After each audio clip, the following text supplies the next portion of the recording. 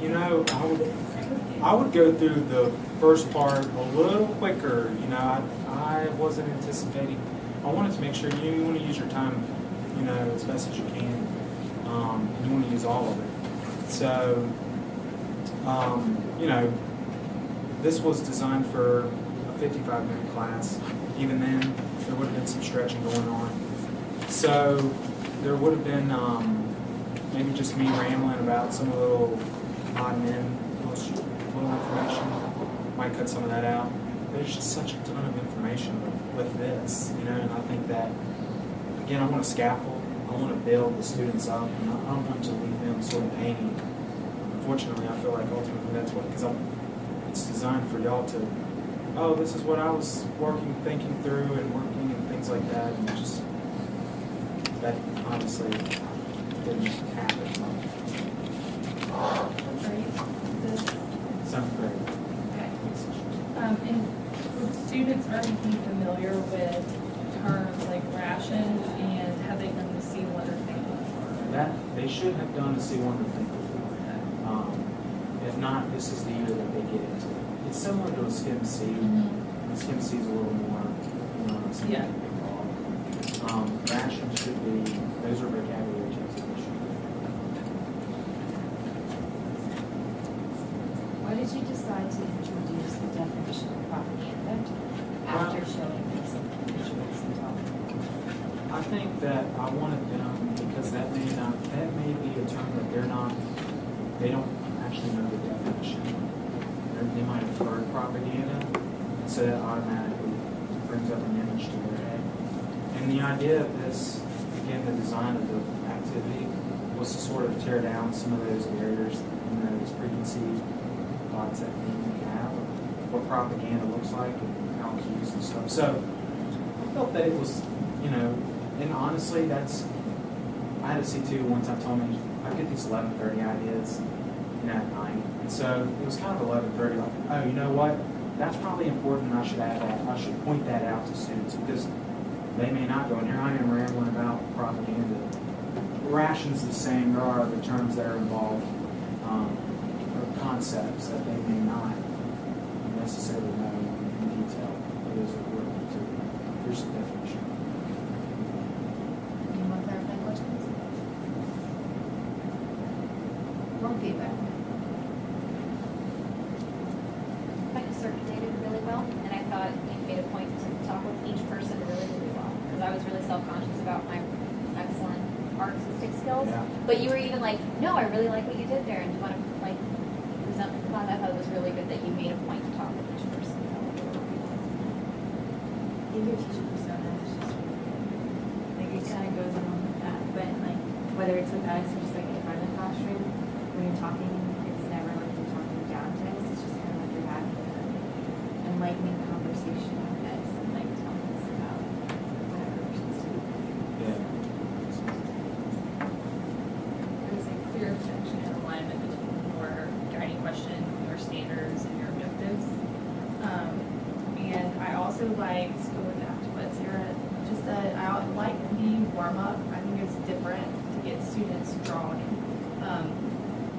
It's a new way to sort of like tap their prior knowledge and see what they know without having to answer the question.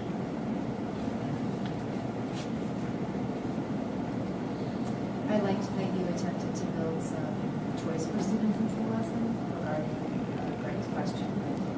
Do we do see for all of the images, and then do wonder for all the images, and then do think for all the images, or do we do first image everything, second image everything? So I think that was the intent. Something I used to mention said to the lesson. I mentioned this to you before, but I really like the See Wonder thing. I think it's a great tool, especially when it comes to images and cartoons, propaganda, and stuff like that. Like, good job. Any other more feedback? I think having multiple activities that aren't just like note taking is good for like a middle school class, because the attention span is kind of all over. How about cool feedback? A couple of like small things. So I liked that you wrote the definition of the word. I don't think it was seventh grade kid friendly. I think maybe a couple of those words need to be broken down and or have asked what they know about it and just like create a list of what they're saying and have them construct the definition themselves. I know you were working with the time, Right. but I thought maybe that way they would have not only a personal stake, but they would also remember more about what propaganda is. I also like that, like as I said before, I liked the warm up and kind of going back to what Dr. Bonnie said about choice. If someone asks me to draw, like I already start hyperventilating because I'm the world's worst artist. So like, can they do an acrostic poem? Can you have like an art theme where they're not, you know, necessarily responding to a question, but they can draw or they can do an acrostic about whatever that question was. And then the other thing I noticed sometimes during group work is there were a couple of groups that would finish really quickly, or even the individual picture. And there's a way to alter your instructions so that if a student finishes what they think you're asking them to do, they have something else to do and they're not just sitting there doing nothing. And I know that's kind of tricky. So, but just kind of have a backup plan in place because whenever you're doing group work, some groups are always going to work faster than the other. And what you don't want is an administrator walking in and you've got a group here or here that's not doing anything.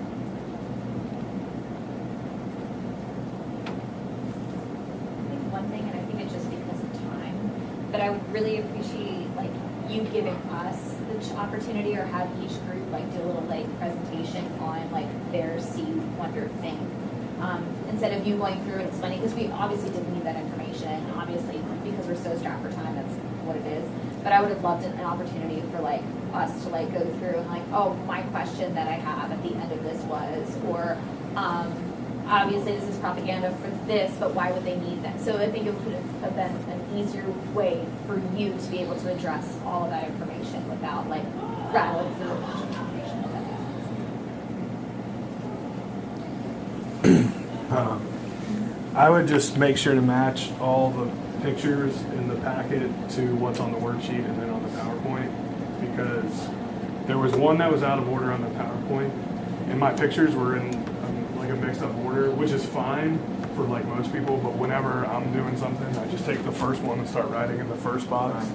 So I crossed out my first box. Gotcha. So- Right, yeah. because it was a different picture, which again, that's user error, but it's still, it could just improve it a little bit. So I like your objectives. I'm not sure how looking at the lesson plan, I'm not sure how they're measurable. Students will be able to analyze some of the ways Americans were supporting the war efforts. So I think you definitely touched upon it. I'm just not sure how it's being measured, looking at this particular objective. So if I'm an administrator coming in, I wouldn't know how you're going to know as a teacher that students have in fact mastered this. And then now speaking out of the other side of my mouth, I liked that you tried to build choice into the lesson. I would think about, because this is for seventh graders may need more direct instruction in terms of, no, I want everybody to first do the first image and do the see, wonder, think, and then the second image and then the see, wonder, think, because I don't know if you might have them all over the place and it might keep them a little bit more together. So I like the idea of building choice in terms of the bell ringer and, doing a poem or something else. Any other feedback? Responses? So I wrestled with this lesson a little bit because I wanted to incorporate both sides. I wanted to incorporate primary images, and that was sort of where the analyze, but then also that how propaganda played such an important role in looking at, well, okay, so these people are doing this work, well, why? Was there any sort of reservations, and if so, and whatnot. So trying to match those, you know what I'm saying? I want to provide enough time to sort of go over the primary images, and I think it would be great to have students look more into those. So maybe even if I reduced the propaganda side, or just flipped it and said, okay, why don't you analyze these primaries, and we'll just talk about how propaganda played a role. Just hit a few points there. Something with the groups, I think you had touched on, Sarah, choice, but also with the See, Wonder, Think originally was to have like group, have one image, have another, and then talk through it. But then, you know, students are just filling in what that group's talking about and things, and so it's kind of like I was struggling there with trying to, okay, well, how can I? Because there's certainly a component there that makes them have to look at the image and wonder themselves, and not just from someone else's perspective. You know, so I think, you know, moving forward, those are some of the things that, you know, I'm going to try to wrestle more with, because this is a lesson in my unit that I will teach on, and I want to make it so that students hit those objectives and they're measurable things. And again, I saw Greg's hand, and I just totally, man, I left you out there, and so I didn't mean to skip over you there. I had the time and stuff, but anyways, just trying to work through some of those little details and things. Thanks, guys.